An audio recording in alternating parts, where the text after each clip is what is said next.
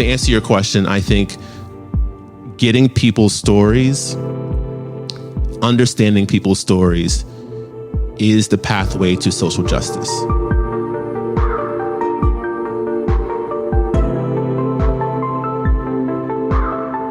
Hello, everyone. Welcome to the My Colorful Nana Project, a collab with Asoluka Company.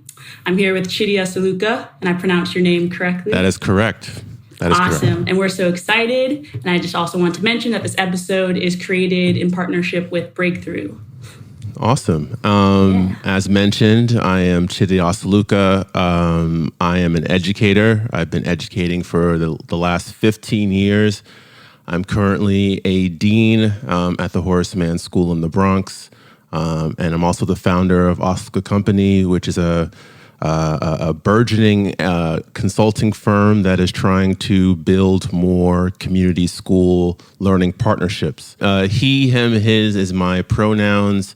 I am Black. I'm Nigerian. I guess that is my heritage. My parents were born in Nigeria. I was born in this country, but I very much identify as a Nigerian man. I am 36, and I will be 37 next week. So, ooh, happy birthday! Thank you. Crazy. Yeah, that's awesome. Yes. So, Chidi, if you could tell me a little bit.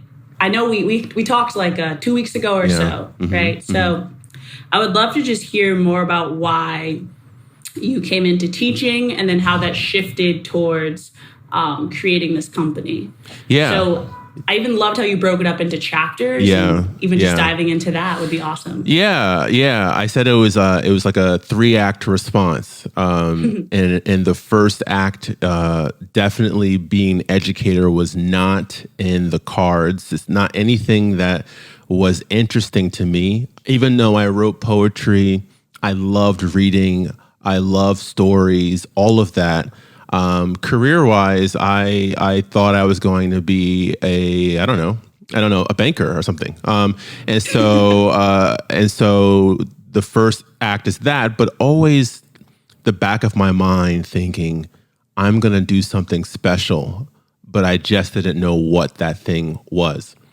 The second act is college, where I majored in English, but still not something, didn't think education was the pathway. But I interned, I got a scholarship by MBNA America Bank, and I went to the interview.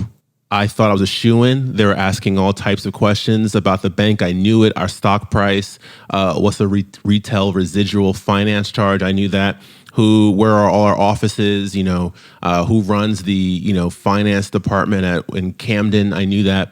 So I'm thinking, I got this, I'm wearing my, suit I saved all my money for. I was excited to make a lot of money, frankly. And then the last question she asked me was, what will bring you the most happiness? Being here at the bank and helping to lead us to record growth, or designing a course that could potentially change the world.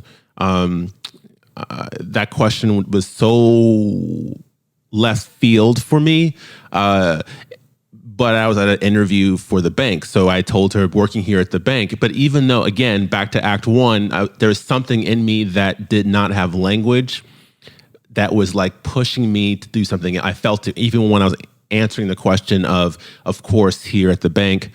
She thankfully said, I don't believe you. She told me to, she told me, it's just true story. She told me, I don't believe you. I need you. I need you was the word she said. I need you to apply to be a teacher. I think that you should be a teacher.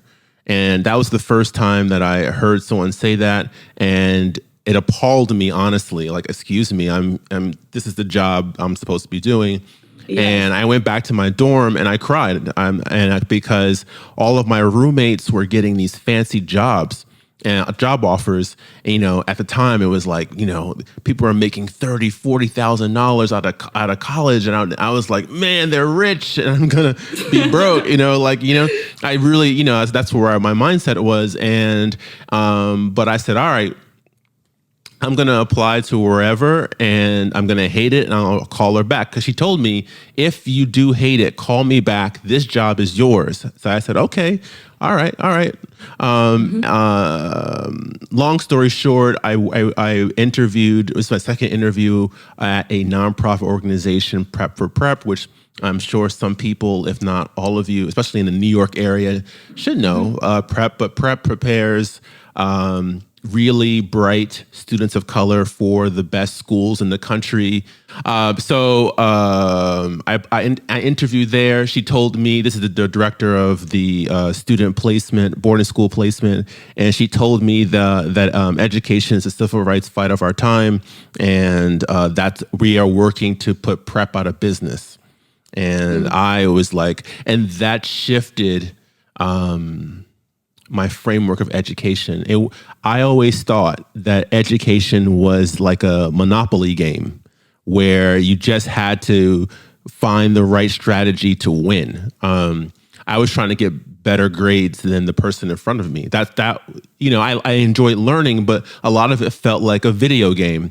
And so when she said, I have a quick question for you. Yeah, please.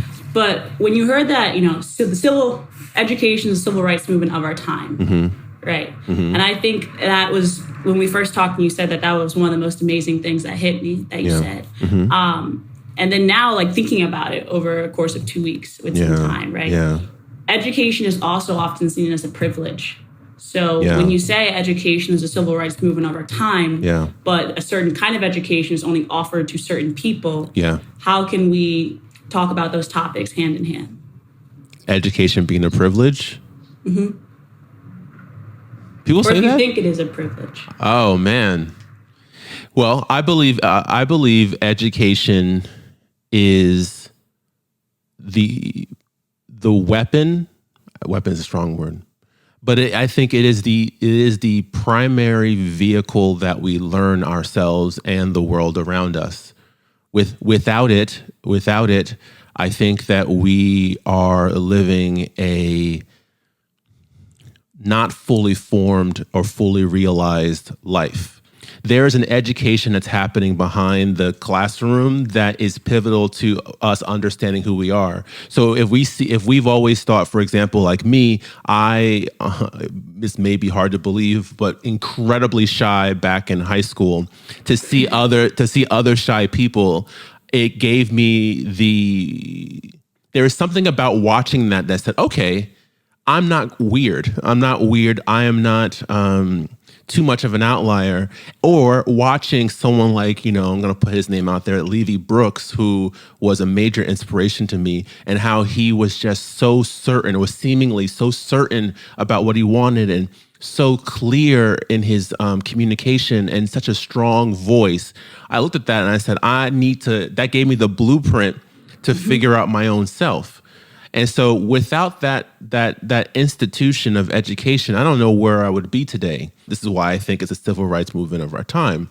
It's unfortunate that the ways that certain schools are set up does not organically allow for that kind of growth. Being pigeonholed to... Okay, this is controversial, but I'm going to say it.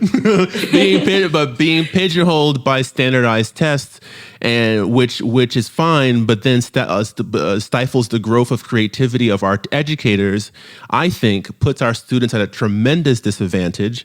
And I think there are moments that we're missing that allows for growth. We could do more experimental things. Now, I say this not having I have no idea what people are doing in certain schools. I only know from my experience. But so anyway, I think education is a right. I think that everyone I don't think it should be like a luxury item. I think that everyone should have access to that kind of growth. I think that's how we become a better nation. I agree with you. Nation, how we become better people is and maximize our true potential. I mean, great, the nation gets good, but I'm more worried about are you happy? Like, are you fulfilling what you that is the gifts that are inside of you? Are you? And I think education, that space, either traditional in the classroom or just maybe even homeschooling. I think the idea of education in general opens us up to the true manifestation of ourselves. I love that. Perfect. So I interrupted you. We were on to Act 3. Oh yeah, man. So Act 3. This is fun to be on this side of the question asking. Yeah. Act 3. I went to grad school. When I went to grad school to pay for grad school, I had to teach English 101 at Rutgers University. And that's where I fell in love with teaching. I was like, this is what I want to be doing. I wanted to facilitate really profound conversations. What I saw was my gift was that I could take a piece of literature and it became a moment where the literature became the vehicle for them to investigate themselves. I realized that that's what I'm good at. And so our classes were no longer English classes. They just felt like a deep introspective boot camp. And I love that. I love the fact that every 45 minutes I had kids reflecting on their mom or like their upbringing or where they grew up. And I just loved that I was the one facilitating that. And that began my career. But then I started to think about the thing the woman said at the bank about the class that's going to change, and I wasn't fulfilling that. And I was very down that I was not doing more. And so I became very depressed that maybe I'm not in the right job because I feel like I'm not my full self. And I wanted to quit. I called Levy again. He comes back in the story. I called Levy because I find him to be the man. And so I called him, and he works for Goldman Sachs. And I was like, listen, man, can I do what you do? I will intern under you. I will do whatever possible because I'm not fulfilling everything in me. And I'm like going off, like, I can't do this. I'm going to quit. Da, da, da. And he was like, Chidi, there is no other person that I know that should be doing their job than you. Like, you are in the right place. But he told me that I needed, just to answer your question now about the company, you need to make this job your own. You can't do the job they gave you. And so when he told me that changed everything.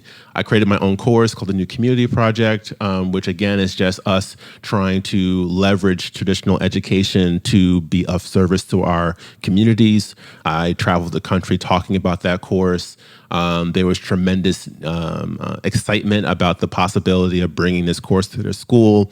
I needed the container to do that work. So I created Asoluka Company because I wanted to travel to different schools and make sure that I wasn't giving it away for free. And that's the company. Which is important. It's true. It's real. So that's it. I'm curious. I'm curious about that got me thinking about your journey. Why are you doing what you're doing? Why can't you just, you're done from college, just get a job? Like, why are you? Why do you want to travel and go to, where are you going to Senegal and talk to people? And I don't know. Why are you doing that? Get a job. No, that's actually really funny. Yeah. So no one's ever asked me, like, I know you're joking, but it's funny to hear it like in that way. I think I just know, like, when you had your bank interview moment, when your interviewer said, why, like, would you rather do this or this? And like one was like very empathic, very emotionally driven. And then the other one was more like, just, do you want to do this thing? Like you asked, like, why don't you just get a job? Right. So I think I asked myself that question when I was 16. And I asked it because of school. I was in a program called Life School that was very untraditional, similarly to what you were describing, how you go on these adventures and you really think about yourself. And I had at least 5 teachers who were just like you, who were very invested in, talking about your mom in their classroom, talking about your struggles in the classroom. And that was more exciting to me than any, corporate job or traditional path could provide me. And after I made that realization, then choosing to go to a college like Gallatin at NYU, where I can create my own major, and then choosing to run with that, and then quit collegiate sports and really just focusing on my art, and then realizing that, okay, like I have more time to think about social advocacy, and which is no shade on like people who play sports. Like that was just not for me, right? For that whole time. So giving me more time to think about social advocacy. How can I make myself of benefit to other people than myself? Like that's something that was entirely more joyful than thinking about, ways to make money, which again is not fault on anyone's part. No. It just didn't fulfill me. Oh, okay. I guess the question is, what are you running toward? Like, do you have an idea? I mean, you're so young. I'm just curious if you're like, I know the North Star, or is it just like you're feeling out your way? And why this podcast? Why did you start a podcast? Yeah, so this podcast, I always start smiling when someone asks me. But I started the My Colorful Nana project, which is now My Colorful Nana, in the spring of 2018. I remember seeing this picture of my grandmother, which I have right here. This is my Colorful Nana notebook that you can see. Nice. So I saw this picture of her, the original one, in California. And I was digging through some boxes. And I found this picture of her who had this like glowing smile, this huge afro. And she was a single Black woman, lost her husband to the war and raised my father up until he was 18. And there's just so much story and nuance. And I just fell in love with the idea. So it solely started as a project that focused on Black hair. And then I fell in love with the idea of, just Black hair and the aspect of oppression that comes with it. Right. So that's when I started taking more classes revolving around Blackness, but also with this post-colonial theory perspective that allowed my creativity and arts to come through with the podcast and various articles that I've really just enjoyed writing. Nice. So I have a question for you. All right. The question is, we haven't always had the Black male perspective, right? On this podcast. That has always been on my mind. It's something that I wanted to, complete, quote unquote. Okay. We've had, a non-binary person. We've had female, male, white, Black, Hispanic, like everything in between. But I really, really, really am interested in knowing about your relationship to your hair as a Black male. That's so funny. I was just talking to my wife about this yesterday because I grew up in the 90s where if you had any hair in your head, it was like, ugh, your hair nappy. Like we had to cut our hair seemingly every 3 days because it was unkept to have hair, Black boys, on our head. Penny Hardaway kept his hair short. Now, when he was in Memphis State, he had a flat top, but then he came to the NBA, he had a fade. And I just wanted my hair like that. Like I wanted to keep cutting my hair as low as possible. Then I got a Caesar, and it wasn't until, this is really funny. So that's my life. I was cutting my hair. If you look at all of my photos from ever, I never had any inch of hair like I have now, where I'm like growing it the way I'm growing it. And it funny enough, and I don't think I've ever shared this story to anyone beside my wife, but I was dating someone. This is post college. I want to say it was 2006, 7. Anyway, she said, we got in an argument. She was like, I don't understand why you keep cutting your hair like this. It's unnatural. Okay, I have to ask. I know you might be. Is she white? Come on. No, she wasn't white, but she wasn't white. If I tell you, it's the mix is so. It's just, you never heard anyone that's mixed before. So if I say it, it's going to be like, he's talking about her. Or whatever. All right, anyway, whatever.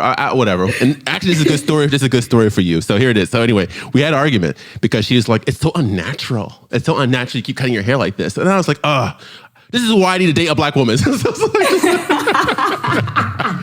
like, what are you talking about? Like, this is what we do. We cut our hair. Yeah. And she was like, the hairline, like that's not a natural line on your head. I was like, oh my God. Yeah. Yes, this is a true story. But it's funny, I now that I'm older, the idea that we felt this tremendous need to continually cut our hair. We can't see our hair. We can't see our hair. We can't see our hair. Like, oh my God, I can see my hair. Cut it off. I was like, why were we like that? Like, now I'm like, I wish I grew my hair out more because I love my hair. Like I love just growing it out. And I love it. And Jay-Z when I look at Jay-Z, the fact that he's able to grow that hair at 50 years old, I'm like, you're the man. Like how did he do that? How did he do that? So it's interesting because I never really thought about my hair until now. I'm in my late 30s, and people are always like, wow, your hair, you still have your hair. I'm like, yeah, but it has made me revisit that woman's that argument. And even though it's still crazy to say a hairline's unnatural, but there is something to what she was saying. This idea that she was just basically saying, I don't understand this need to constantly cut off the top of your hair. And nowadays, I teach a lot of young Black boys now, and everyone's growing their hair. Everyone's got the waves, or people wearing their hair, like doing a little scrunchy thing. Like, so it has texture. That was not the thing in the 90s. Like, and it's funny because the high top fade was like the 80s. And for some reason in the 90s, we were like, no hair. And I wonder where did that come from? Because, we grew up with Will Smith and all of them always had their hair out. But what were we doing in the 90s that made us like, no? I don't know. I'm curious. It's really interesting. Like, even just seeing my brother's relationship to his hair versus my own. Yeah. And we grew up in the same community. So we grew up in Chappaqua, New York, and Westchester. Oh, wow. What was that like? Tell me more about that. What was Chappaqua like? They're trade-offs. So, like, my mom would say, she knows I do this work, obviously, but she's like, come on, stop shitting on Chappaqua. Half joking, half being, she's like, we did all these things to, like, raise you here. We commuted from the city to, like, give you this education. Yeah. Would you be where you are if you didn't go to Chappaqua? There's so many things that it gave to you. She is very, receptive of the things that were difficult. Yeah. But she's like, like, I made trade-offs. Like, she asked me often, she's like, would you rather us raise you in a place like Mount Vernon or New Rochelle, where there are more people who look like you? Right. And perhaps you wouldn't have been given the same opportunities? Or would you have rather been raised in a place like Chappaqua, where there's really no one that looks like you, but you were given these select opportunities? Which is, again, why I sometimes say education is a privilege. Or a certain kind of Let's talk about education. this. Let's talk about that. Tell me why do you think it's a privilege? I think a certain kind of education is a privilege. Yes, that's true. I think that you are afforded. Okay. Sorry. Yes. I didn't mean to grand scheme it. Right? No. That I agree with you. Go ahead. I do think that you are afforded certain opportunities if you grow up in a certain socioeconomic community. And then the fact that I was able to go to NYU, the fact that I was able to go to Gallatin, that's a privilege. And that's a privilege that I have to recognize, right? And that's something that I try to be very clear about whenever I talk to people about where they want to go to school or how I got to where I am, right? And I feel like that's also where my interest for like advocacy comes from, where it's like, well, I want everyone to have these opportunities and experiences.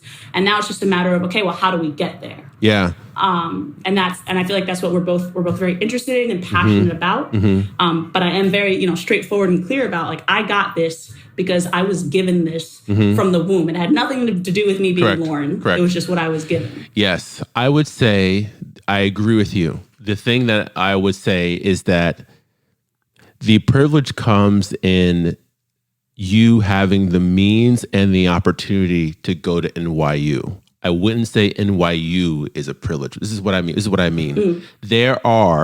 I taught at a charter school in Newark, and my first year. And there are a bunch of kids there who could easily get into NYU. Inherent in the culture of Black folks is an incredible storytelling tradition, an incredible vibrancy and hustle, just because we have to have it. These are things that will easily get you into a school like NYU. The challenge is that because of generational wealth gaps that continue to expand, places like NYU seem out of reach for these kids. So I would say that it's a shame when I say education is the civil rights movement of our time.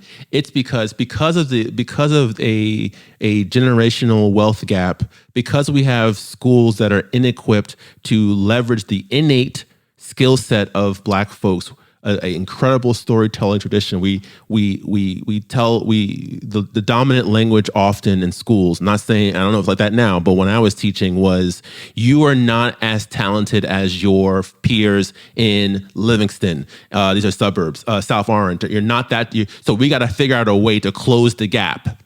And there's truth to that. But the danger of that language suggests that you yourself are not in the same league as them. And I would argue, no, they are not. They have the skill set, the institutional brilliance to compete with anyone.